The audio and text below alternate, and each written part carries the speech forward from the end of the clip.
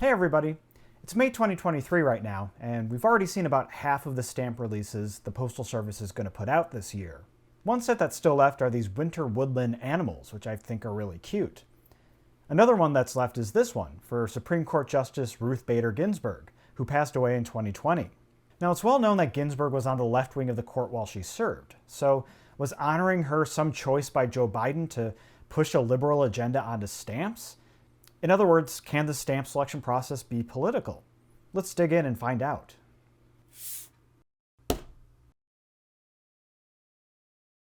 Is the stamp selection process political? Well, I guess it depends on what you mean by political. The Postal Service is a government agency, and the Citizen Stamp Advisory Committee, who mostly handles those things these days, is making choices and distributing a scarce resource. In this case, attention and recognition for the subjects it chooses. So by some definitions, every stamp choice is political. You might wonder what the politics were in deciding to give the art of the skateboard a set of stamps, but there's a statement being made that skateboard art is something worth commemorating. It's a question that's come up in different ways over the history of US stamps. George Washington and Benjamin Franklin were on the first ever stamps, but who, outside of presidents and other founding figures, qualify? It took time to expand that roster to women like Susan B. Anthony, or authors like Washington Irving and Mark Twain. Giving Elvis a stamp was a big deal that ended up paying off well for the Postal Service. There are other examples of these choices, though, like what holidays get stamps, especially if we're talking about religious holidays. Again, by making the choice, the Postal Service is saying that certain holidays are worth commemorating. There are groups that are against the idea of religion being associated with stamps at all. For instance, the Freedom From Religion Foundation protested 2010's Mother Teresa stamp because she was a religious figure, a Catholic nun.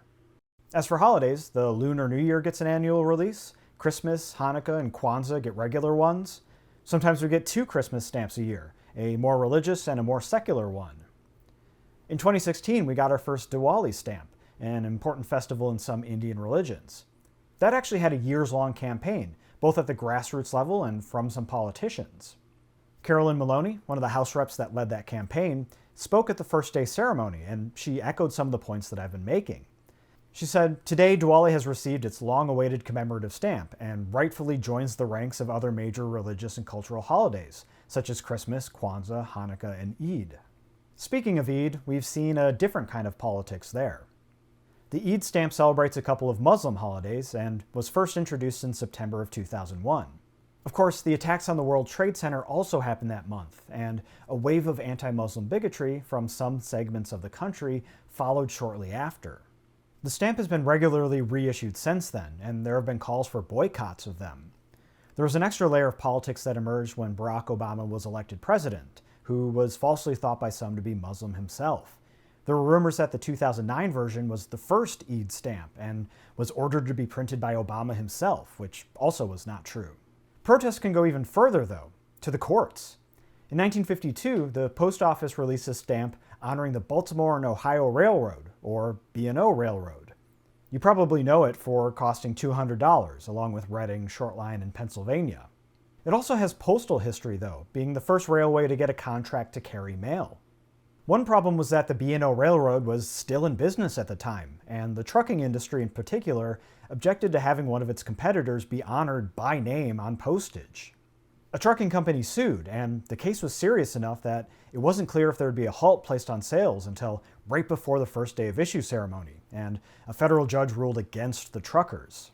This did lead to pressure for the post office to make up for things by issuing a stamp honoring the trucking industry. The next year, in 1953, they put out this stamp. Things can get even more explicitly political than that, though. 1998 marked the 100th birthday of Paul Robeson, a prominent African-American singer, actor, and football player. He was also notable for being blacklisted after 1949, at the height of American anti-communist fervor, for his left-wing views and support for the Soviet Union. The State Department actually stripped him of his passport. 50 years later, public opinion had mostly come around on Robeson, and the Citizen Stamp Advisory Committee was in favor of putting him on a stamp. However, Marvin Runyon, the Postmaster General at the time, was quoted as saying about the stamp, "Not on my watch," because of his views. Robeson ultimately did get a stamp as part of the Black Heritage series in 2004, a couple of Postmasters General later. There's also a way of being political that I dedicated an entire video to.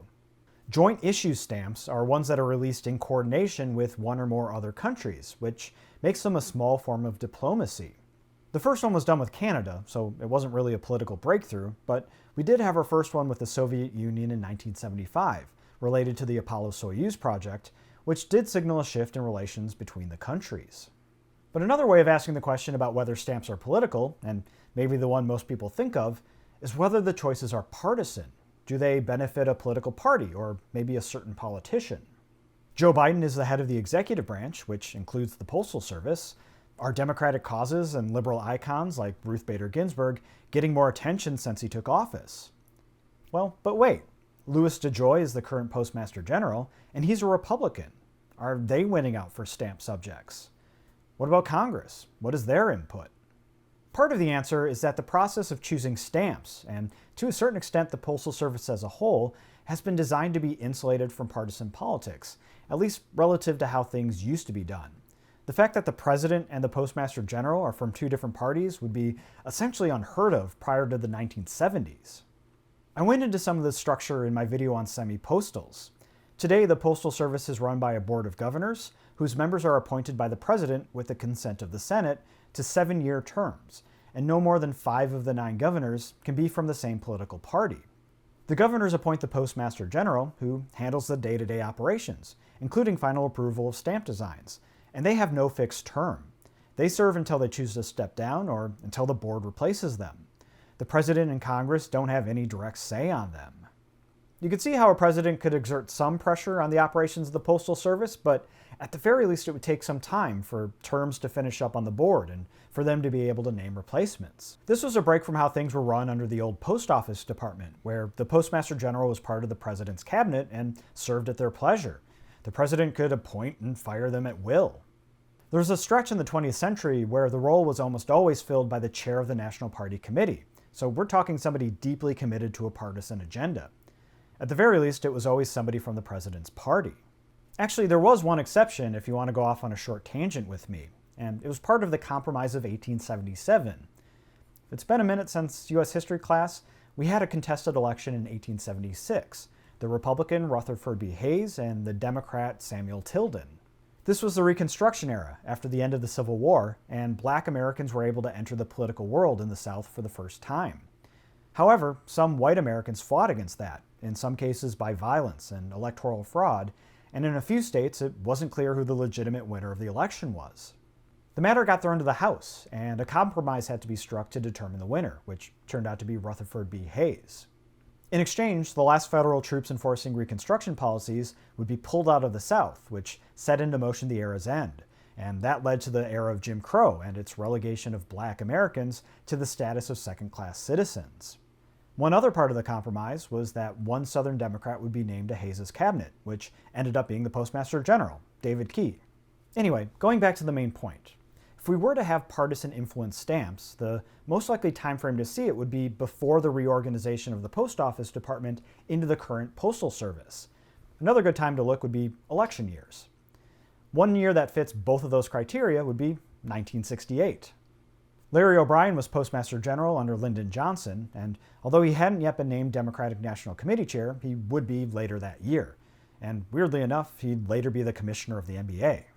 In May 1968, the Post Office released this stamp, celebrating law and order. Not police officers, and definitely not the TV show, but the abstract concept of law and order. This wasn't an accident. If you look at polling from 1968, the top response to the question of what's the most important problem facing America was, well, the Vietnam War, but in second was law and order. Now, by May 1968, Johnson had announced that he wasn't going to run for re-election for president, but when the stamp subject was chosen and announced in late 1967, he was full steam ahead on the idea. He did end up using the first day ceremony to stump for a gun control bill that was being considered by Congress at the time, but the personal political value was mostly gone. We can go back further to 1960. There were issue stamps, like for water conservation, but there was also another type of political move, good old-fashioned pandering. The trucking industry stamp I mentioned before is a good example. One from 1960 is the American Women's Stamp, which took the prize in that year's poll from Lynn Stamp News for least necessary stamp, and unofficial ballot comments also called it the most political stamp of the year. We also saw this in 1948, which I've mentioned in a previous video. We got stamps that year celebrating Swedish pioneers, the poultry industry, Gold Star mothers, the Girl Scouts, and volunteer firemen. This political cartoon ran in the Baltimore Sun in late 1947, when the poultry stamp was first being considered, which not only takes a shot at bad postage stamp ideas, but also the sky-high inflation at the time. It's got some random cartoon ogling in there, too. 1948 was a little bit weird, though. President Harry Truman, a Democrat, was running for re-election that year, but both chambers of Congress were controlled by Republicans, for the first time since the start of the Great Depression. And technically, Congress has the power to direct the post office to release stamps about certain subjects, subject to a presidential veto. And Congress took advantage, with all the examples I just gave. Didn't really work out politically for Republicans that year. Truman won re-election, and Democrats won both chambers of Congress back in a landslide, in part using the message that Republicans were running a do-nothing Congress, which all of the stamps probably didn't help with. Congress stepped back from forcing through stamp subjects the next year, and we really haven't had a return to that system since. Another angle for partisanship is through which people get honored with stamps. In 1948, Republicans also pushed through an Abraham Lincoln stamp. He was the first Republican president. Now, out of all the presidents, Lincoln is probably the least controversial, but this was for an anniversary of the Gettysburg Address, the 85th anniversary. That's a weird year to pick. There are more blatant examples. In 1960, the last year of Eisenhower's presidency, we got one for John Foster Dulles, who wasn't a nobody. The Dulles Airport, just outside of Washington, D.C., is named after him. He was a hugely influential Secretary of State. The problem was that the stamp was announced less than a year after he died. He was Eisenhower's Secretary of State, and would have been going to cabinet meetings with Postmaster General Arthur Summerfield for more than 6 years. What's worse is that Summerfield had claimed to have set policies for putting people on stamps, and one of them is that you had to wait until 25 years after their deaths. Another example was in 1955. Summerfield chose to honor Andrew Mellon with a stamp. At least in this case, Mellon had died about 18 years earlier, but not everybody thought he was worthy. He had been the Secretary of the Treasury from 1921 to 1932, so he was a key part of Herbert Hoover's team who pushed against government intervention in the Great Depression. Franklin Roosevelt did the exact opposite the following year after beating Hoover, and is a big reason why Democrats controlled the House for all but 4 years, all the way into the 1990s.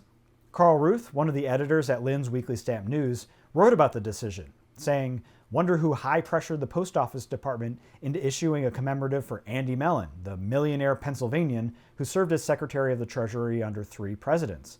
We need a stamp from him like we need a hole in the head." Harsh. Of course, it wasn't just Arthur Summerfield and the Republicans who were doing this. Cornell Hull, FDR's Secretary of State, and Brian McMahon, who only had a national profile in politics for 7 or 8 years, would they have gotten stamps in the early 60s if it weren't for fellow Democrats being in control of the decisions? Maybe, but maybe not. So what about today? We do have 2 political figures getting stamps this year, and they're both on the left. In July, the Postal Service is issuing one for John Lewis, who passed away in 2020. The Citizen Stamp Advisory Committee's guideline now is to wait 3 years after death to honor somebody with a stamp, and the first day of issue for Lewis's stamp will be 3 years plus a few days since he passed. Lewis was a Democratic member of the House for over 30 years, but he's especially known for his work during the Civil Rights era. Among other things, he was one of the Big Six of the March on Washington in 1963, along with Martin Luther King Jr. 4 of the other 5 in that group already have postage stamps, so he probably would have gotten one eventually, no matter what. The other new stamp is for Ruth Bader Ginsburg, the Supreme Court Justice I mentioned in the intro. It turns out that justices are not standard stamp honorees like presidents are. Antonin Scalia died in 2016. He was a major figure in conservative political thought, and he didn't get one. William Rehnquist died in 2005. He was the previous Chief Justice of the Supreme Court before John Roberts. He actually lobbied a bit to have more stamps of past justices, but he himself has yet to be honored. The thing is, I don't think either of those justices worked their way into popular culture the way that Ginsburg did, which, for better or for worse, is a major consideration for the Postal Service. Can they sell 18 million stamps of their subject, which today is the normal minimum printing? If people collect the stamp instead of actually using it, that's even better. That's basically pure profit for them. We can also look at First Ladies. They also don't get a stamp by default. Barbara Bush and Betty Ford don't have one, but last year we got one for Nancy Reagan. Zogby did a poll a couple years ago of Americans' ratings of First Ladies going back 60 years. Jackie Kennedy won, but Michelle Obama and Nancy Reagan were roughly tied for second. So again, popularity may have been a factor in choosing her for a stamp. Like I said near the start of the video, all stamp decisions involve some amount of politics, even if it's just what's popular enough to sell. Although in some cases, other countries will fill those gaps. If you do want a Barbara Bush stamp, or for that matter, a Michelle Obama stamp, the Marshall Islands has you covered. They'll also sell you a souvenir sheet about the United States testing nuclear weapons in their country and the human and ecological impact it had on them. That turns out to be another type of political statement with stamps. Thanks for watching. If you enjoyed this video, consider liking and subscribing. The Postal Service still does issue stamps once in a while. For example, in 2021, we got this Drug Free USA stamp, which they issued in partnership with the Drug Enforcement Administration.